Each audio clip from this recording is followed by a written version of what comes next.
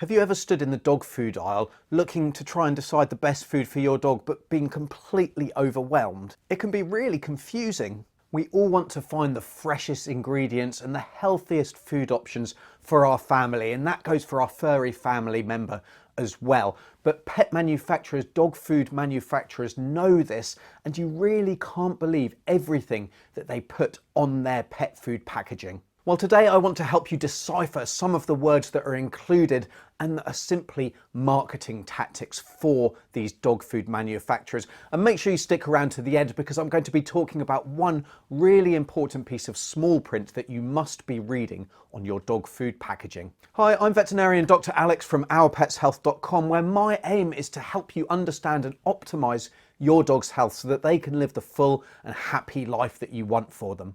And the difficulty when it comes to dog food is that there are so many different marketing words, buzz terms, common or popular phrases that you might think you know what they mean, but the actual definition is very different. And some terms actually have no definition and for all intents and purposes are completely meaningless and are simply added to the dog food label to try and catch your eye and convince you into making that purchase.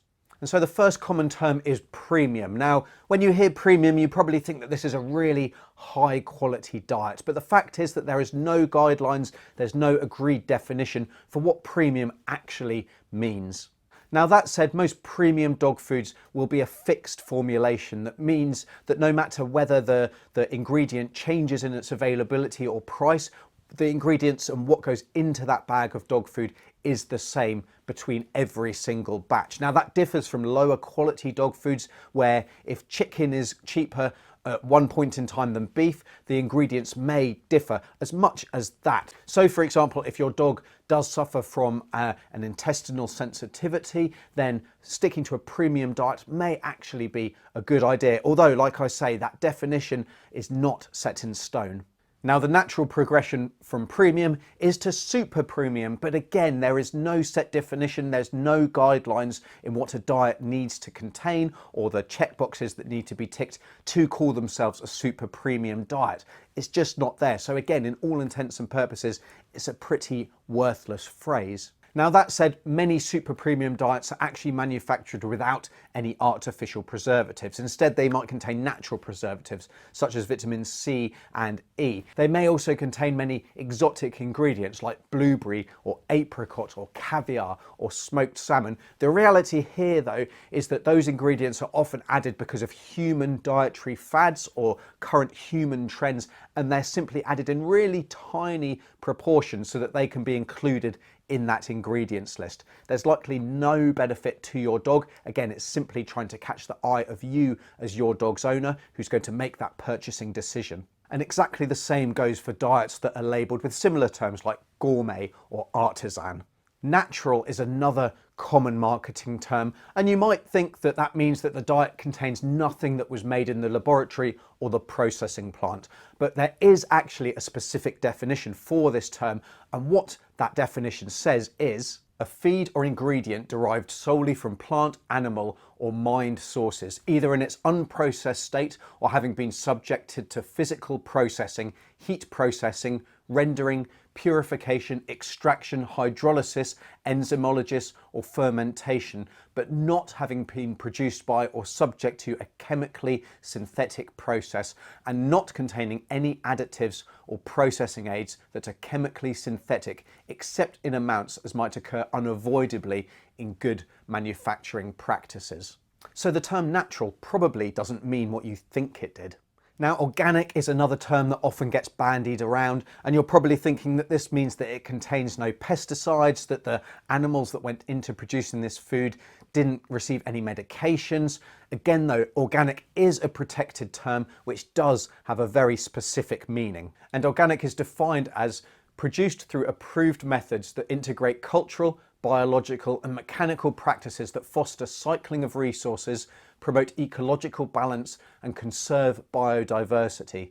Synthetic fertilizers, sewage sludge, irradiation and genetic engineering may not be used. And certified organic foods will contain some seal of approval on that packaging. For example, the USDA organic guarantee. But what that means is, in this case, that actually 95% of the ingredients must come from organic sources, like that definition describes. But it still means that 5% of that ingredients list does not need to be organic. Human grade is the next term, and this is one that has become more and more popular in recent years. And you'll probably think that human grade means that this food that goes into your dog's diet is fit for human consumption. But the reality is that there is no protection, there is no definition or guarantee when this term is used. With food manufacturing, edible is the protected term. So if something is human edible, then that means that it is processed like it would be for our own plate. But human grade means absolutely nothing. And next comes holistic. Again, this is a term that has increased in use in recent years. And to be honest, holistic probably means very many different things to very many different people. It's often used interchangeably with natural, and unfortunately, just like natural, it means absolutely nothing. There is no definition, there is no guarantee that comes from the use of this term. It is simply added to catch your eye and convince you to make the purchase.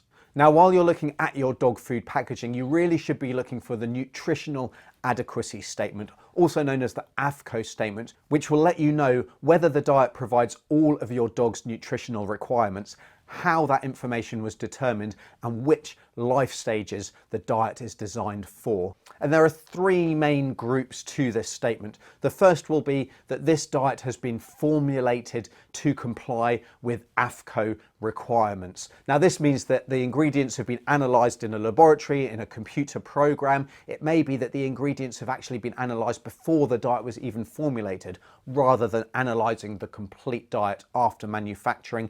But from that analysis, it's said to satisfy those AFCO minimum requirements. The next statement group is that animal feeding trials have been carried out which have determined that the diet does provide complete and adequate nutrition for a specific life stage of dogs. So this might say all life stages, it might say puppies, it might say adult dogs, it might say senior pets. And the final group is that a diet is only intended for supplementary or intermittent feeding. And what this means is that it's not complete and balanced, and it should be supplemented with other foods, ideally that are complete and balanced. Now, if you want to dive deeper into the world of dog food packaging and how to choose the best diet for your furry family member, make sure you check out my playlist linked on screen now. And until next time, I'm Dr. Alex. This is Our Pets Health, because they're family.